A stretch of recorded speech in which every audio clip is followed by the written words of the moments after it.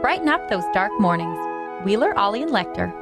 Mornings at the Cabin. Mornings at the Cabin. It is election day. Wheeler and Lecter with you on your Tuesday morning. Ollie has taken the morning off because we are going to be here until that last vote is cast, which is, I think, 6. No, we're going to be here until the last vote is counted, possibly, unless there's some sort of, unless there's a recount. Race. Unless there's a recount. I'm hoping for recounts in every jurisdiction here in Yellowknife and across the territory. I want this thing to play out over the next week or so. We'll have pizza. We'll be ready. That's right. We'll have pizza. We'll hunker down for the night. We'll hunker.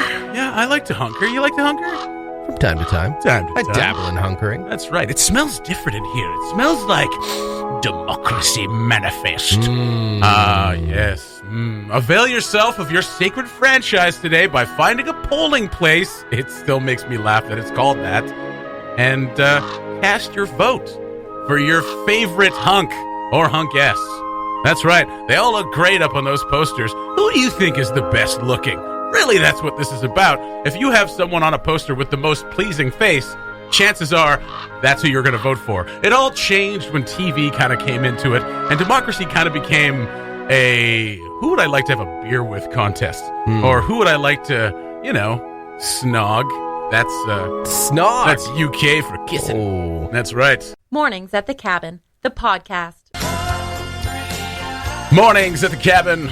Wheeler and Lecter with you on your Wednesday morning. That was my campaign song. Don't forget when you're out in the polling place, write down a little vote for Jesse Wheeler. That's right. For Deputy MLA. Just write it down there. It's fine. It won't spoil your ballot. Don't do that. No, come on now. Right? You know what? Think about it. Yeah, that's right. But don't do it. For Jesse Wheeler on your ballot. Right. It starts with a D, and then there's an E, and then there's a C, and then there's an IDE. Decide, not decline. Decide. Jesse Wheeler. That's right. That was my campaign song because I am a politician from the late 80s. Mm-hmm. Yeah. And then when I lose or win, I will play Time of Your Life. And you haven't had breakfast. By Bill Medley and Jennifer Warnes. Oh, yeah. There you go. Yeah. Win or lose. Win or lose. Absolutely. That's a great one to play. It's the perfect song. Yeah. It is the perfect song for a political run. Captures a whole spectrum of emotions and energy in That's there. Right. Yeah. Oh, yeah, absolutely. And I am all about catching all the spectrum. But luckily, you won't have to worry about that because this is your big day. This is the big day. It's been working up to this. I have been out there tirelessly, not knocking on doors, not harassing anybody, not putting up posters. I'm just going to let my words speak for themselves. And you're still exhausted. I am so tired. And we are going to be out there all night long trying to gain those votes and just covering everybody else, actually, in the election. Yeah. So that's good, too. Yeah. Again, you don't have to worry about that. I don't think so. You've got this deputy MLA race wrapped up. I'm pretty sure I do. We can just focus on covering the MLA, the territorial election. Right. And that's exactly what we're going to do tonight. 58 candidates have put their names in the running, and we will find out tonight the 19 that win. That's it's pretty good, 19 out of 58. Mm-hmm. It's a pretty good chance, right? Those are pretty good odds. I mean, I guess, yeah, if you're looking at it 1/6 that way. Or 1/6, yeah. 1/3. 1 out of 3 ain't bad.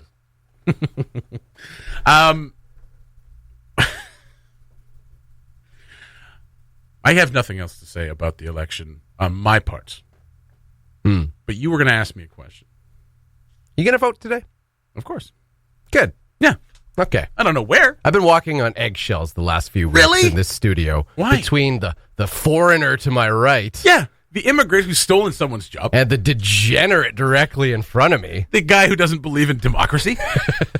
Yeah, no, I think I've been like hesitant to broach the question. Really? Actually, yeah. You figured I'd like just slam the microphone into the window? It's just like, I don't want to get Jesse all wound up. I mean, it's one of them things, sacred franchise and all. Territorially and municipal and in a municipal election, I feel like that those are things that I absolutely throw my hat into. We're into a very very important federal election. Yeah. Now, obviously, there's a ton of misinformation out there. just a ton.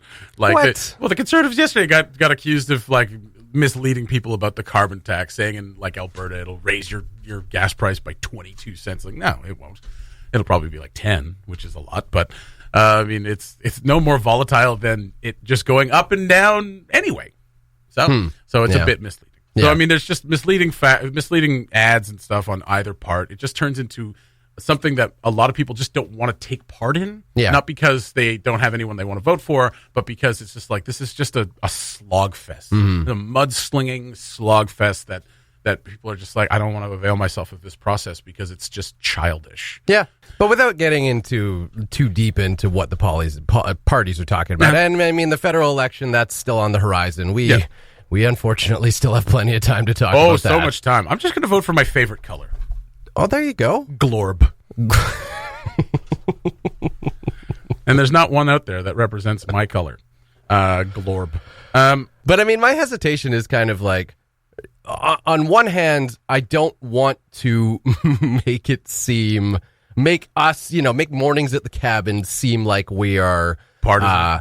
No, like we're taking away from the democratic process and voting. I don't want it to seem like we're just like voting, whatever. No, I think voting is cool. incredibly important. Don't get me wrong. Yeah, so I had a hesitation there this whole time, and I also have a hesitation about nagging people. About nagging people? About nagging people to vote. You're not going to vote? Yeah, I guess that's pretty cool. I mean, yeah, it's stupid, but and I did it. So it's tough. Like it's what's going on. You want to talk about it, yeah, but it feels like there's just such a narrow hallway of things you can talk about without either angering people on either side or nagging or just annoying everybody. Yeah. That's right. Yeah, so it's tough, like leading up to this sort of thing. Elections are annoying. Elections are annoying. They are. They are. I love that we have them. I love that we have this process. This is all great. Yeah. This is something that people in other countries fight and die for, and we don't have to. And that's something that's nice.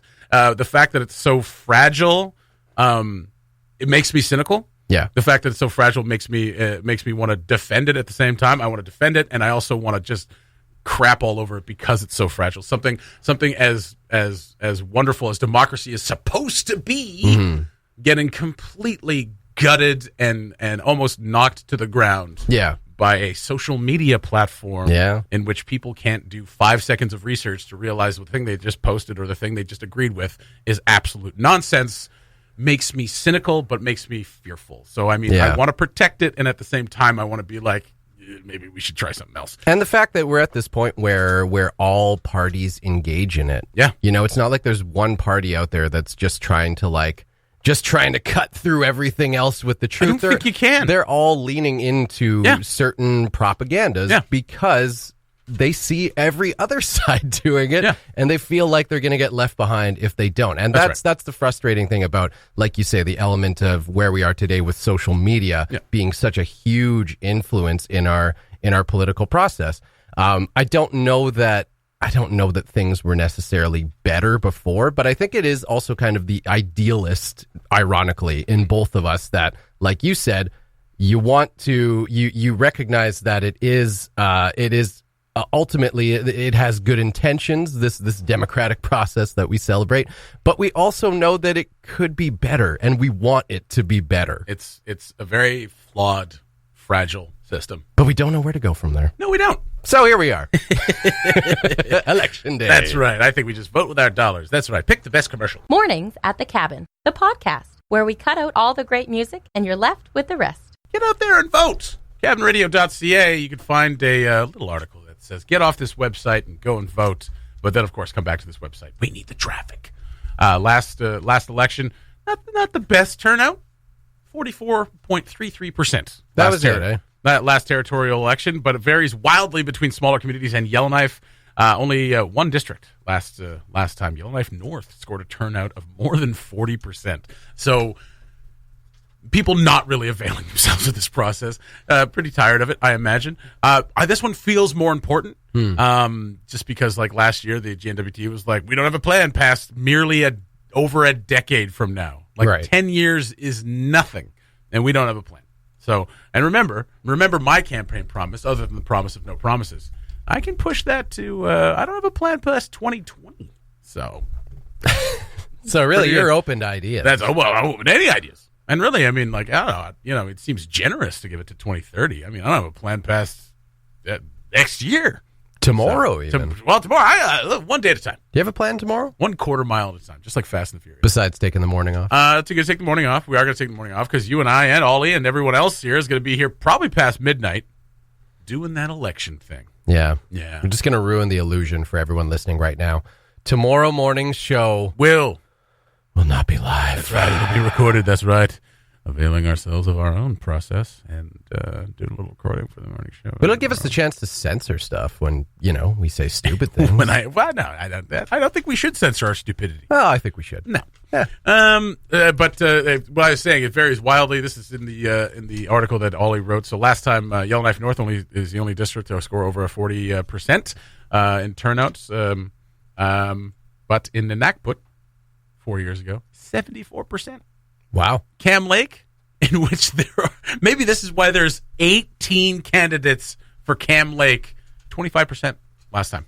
Yeesh. Yeah, so that's not a lot. That's like 25 people because I think only 100 people live in Cam Lake.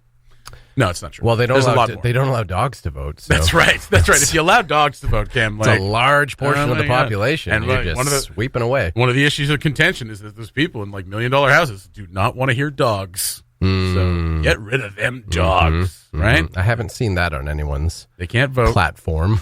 But I mean, it was a story last year, right? Yeah. Where they were like, let's move the dogs. Yeah, They've been here for 30 years because we've decided to build a whole bunch of really, really nice houses. It's great. They're so nice. Really, really nice houses on a lake that used to have sewage in it. So, $1 million, whatever. It's cool. But yeah, you don't want to hear dogs. That's fine. Yeah. That's fine. Because they are loud. Right? There's a lot of them. There's hundreds of dogs out there. Hundreds. Yeah. Yeah. And I mean, we could solve food security crisis. I'm stopping right now. We're not going to feed people dogs. No, that's not a solution. That's not a solution. I mean, it's a short-term solution. Yeah. Again, no promises, but maybe you could promise that. Well, we don't. Promise I will not feed dogs to anyone. Perfect. Okay. You've got my vote again. Thank you. Oh, did I lose it there for a second? For a minute, yeah. For a minute. I have 2 dogs at home, Jesse. I have a dog at home. Yeah, but your dog would get special privileges, of course. Your dogs would get special privileges. They have I great don't know that unless you promise it. Great personalities. You should see those dogs in Cam Lake. They're great. Stand-up comedians, every one of them. Stand-up comedian. I was trying to think of a dog joke, and now I don't have one. Oh, here, I got one. So okay. Dog, stand-up comedian. Yeah. All right. You ever notice? No, okay. What is the deal? What's the deal with cats? With kibble. It all tastes the same. Can I get a steak? Can I get an amen? No, a 3-legged dog walks into a saloon, studies the room, and says, I'm looking for the man that shot my paw. Oh, no. Yeah. Get it? Because he's looking for it's like an old Western, because like the guy would burst in and like looking for the dude who shot his dad, but it's a 3-legged dog, so he's missing a paw. That's pretty good. That's pretty good. That's pretty good. One of my favorite jokes of all time. I mean, I would have gone for the low-hanging fruit and said, walks into a saloon, says, I got a bone to pick with you. So yours, much pretty better, good. Much better. Well pretty done. Good. All right, well, we'll put it to a vote. Since everybody's out there voting, who had the better dog joke? Go to cabinradio.ca. We for all your election coverage, and also we will be live streaming from 7:30 tonight and on Facebook Live. Scenes on the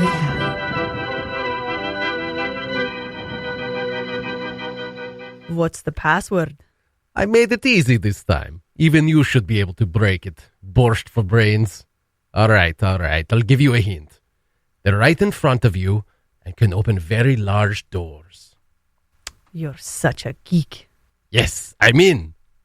You've hacked into the U.S. Department of Justice. What if they trace it here? The chief of computers will call me a genius, move me to Moscow, and give me $1 million hard currency. I think not. Besides, the Americans are slugheads. They'll never detect me. You were saying, slughead? Nobody screws with Boris Grishenko. Spike them.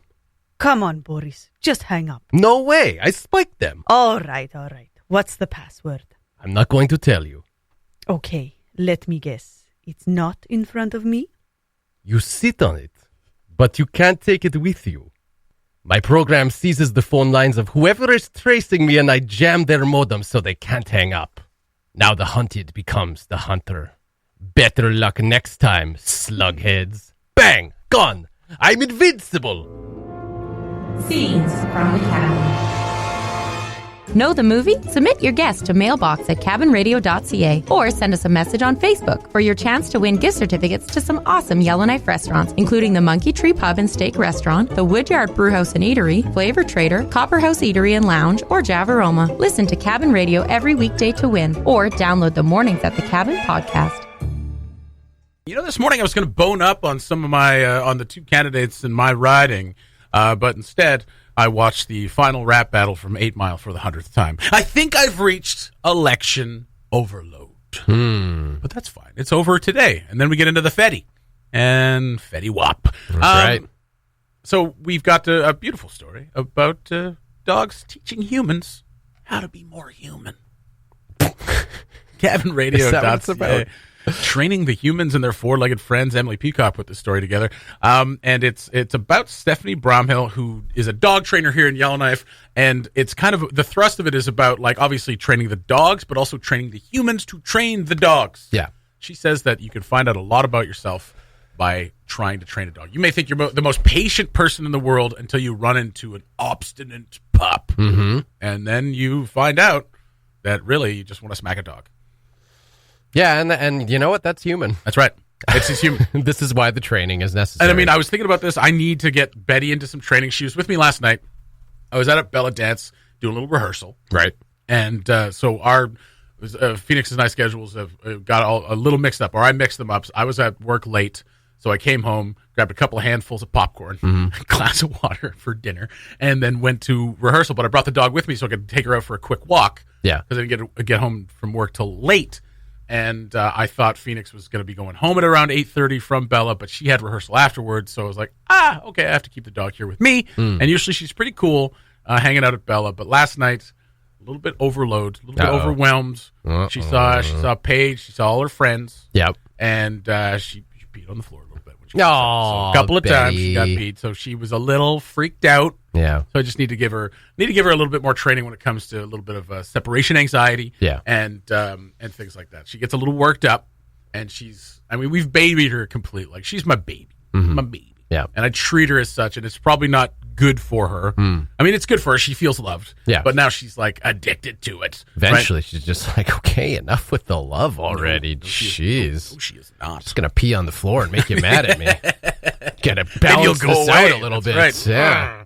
Oh, God, if it weren't only that easy, and someone was annoying you, just like, sorry, I peed on myself. Yeah. That person's going to walk away. Yeah. 9 times out of 10. They generally do. Without handing you anything to sop it up with. Well, it depends on their personality. That's right. That's right. So a really cool story. Go to cabinradio.ca. You can read that. But it's every moment with your dog is like a training or teaching moment, she says. And that's very true. Yeah. And I mean, there are times where you come home and you're just exhausted. And I feel guilty because I take the dog out for like a quick walk. Yeah. And then I got to make dinner. And then I go to bed at like 9. You know what I mean? Like, so it's tough sometimes, and you see her like, bring you 5 different toys, and you'd be like, this one, maybe you'll play with this one. Yeah. And you play for a little bit, and you're just like, okay, that's enough. But then I try to carry her around like a puppy still, and it's a delicate balance between being too tired to do anything and treating her like a tiny, tiny puppy that will fit in my pocket. You haven't done any training for Benny. Oh yeah, we have. Oh, you have? Oh yeah. Oh, okay. Like, really basic stuff. Sit and lay down and roll over. And all that. Yeah, no, I don't. I mean, like, you haven't gone to like a dog trainer. No, I and haven't. Got them. No, okay. and I think it would be really cool. And this sounds great. Stephanie sounds like her perspective on it is very cool, and like kind of teaching. And I mean, I think a lot of dog trainers probably do that. Teach you to be better for your dog. Yeah, you know what I mean? Because the dog's going to do what the dog's going to do, and all dogs can learn. Yeah. Even old ones. Absolutely. You can teach old dogs new tricks. You can. Despite what the old saying says. Don't let them fool you. Don't let those, old wives' tales fool you. Yeah. Right? And that is, and so Nicole and I, we did a little bit of training with Finnegan, who's, I mean, he's a great dog, but, there's certain things where he's very rough around the edges, as all puppy. dogs are. Yeah. Because, they're if you let them away with things, you give them an inch, they'll take a mile. And they're so cute that it's hard not to give them an inch. I can't stay mad at her. Yeah. No, you know what I mean? exactly. You know, where you're supposed to punish the dog. Yeah. You just tell it to go lay down, and it comes up to you like, no, go lay down. You don't yell at it. You just be stern with it and tell her to go lay down. Yeah. Or like, you know, don't involve her in something. And then she comes over and she gives you that look, and you're just like, I am. You're sorry. Yeah, come on up. Yeah. Come out here. Give me a face. Smush it into my face. But that is a perfect example of, like you say, we need to train ourselves. Yeah. Really, before we are able to properly train our dogs. And that is that's kind of like the starting point of getting your dog trained. There's actually several really good dog training businesses in town, just small businesses of one person doing it. Caitlin Krakowski was the person who we had train Finnegan, and she was great. Again, she did a great job of training Nicole and I, and getting us in the proper frame of mind to train our dog. Yeah. And one of the things that she said that really stuck with me, unfortunately, I've probably used it as an excuse a little more often than I should, is that you have to be prepared to train your dog. If you are, say you come home and, you know, you want to do a little on-leash walking training your dog not to pull, you have to decide, do I have the energy for this? Because if you don't, you're not going to commit to it fully. And if you're not doing it properly, then your dog won't do it properly. So it really is true that you do need to train yourself to train your dog properly. And she did a great job with us and with Finnegan. We have slacked off a little bit since then. But you know, now we at least have the foundational skills to be able to start training him again one day. And that's good. And that's right. And I'm sure there are some people out there, like there are some people who are very hard on people like us who like don't train their dog properly. Yeah. And like that's, you know, you're doing a disservice to your dog and blah, blah, blah. And it's like, yeah, I'm also feeding it, loving it, and giving it a home. Yeah. So there's also that. Yeah. So that's important. That's a big thing, man. Is, like, I mean, she was up for adoption, and she would have been, she was a rescue pup and all this stuff. Yeah. So, I mean, there's a balance there. Like, cause I mean, if I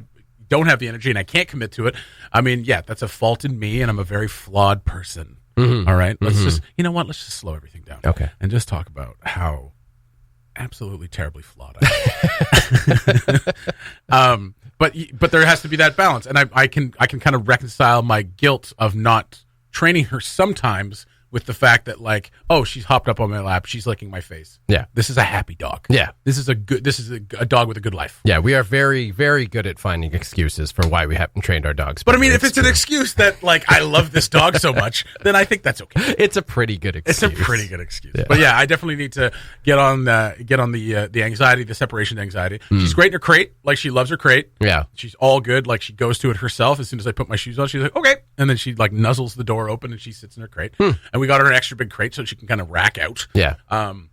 So she's fine like that.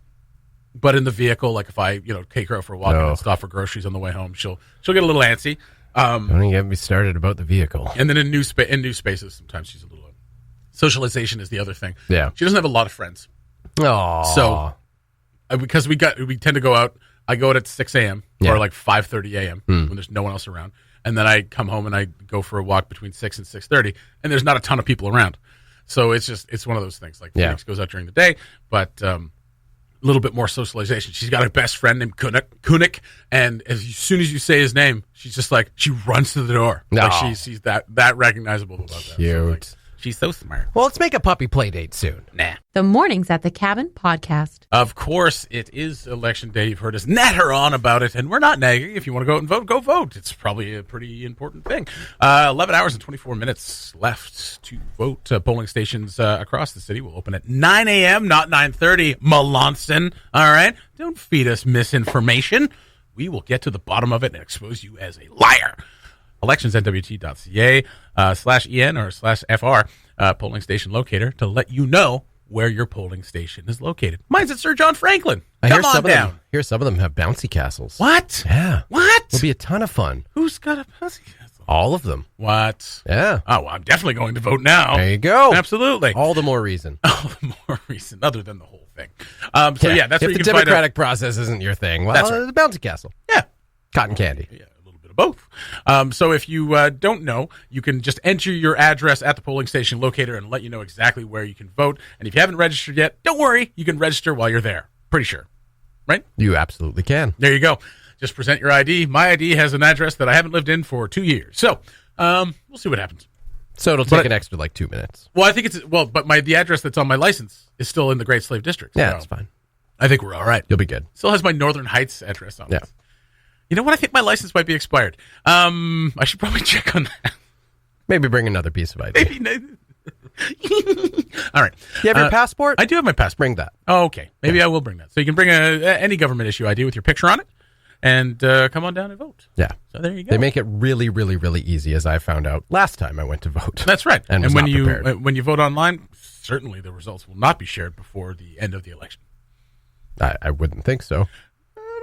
We'll try to avoid that. I mean, it's our job, right? Give it a shot. Yeah, that's right. And we will be back starting at 7:30. We'll be streaming live on the stream at cabinradio.ca/live. Find us on the app. Also on Facebook Live. We'll be trolling the entire city, just looking for stories and accusing people of not voting and then kicking them out of the city. That's what we're going to do. That's right. It's about time. And if you need a ride to the polling stations, there are several candidates who have offered rides.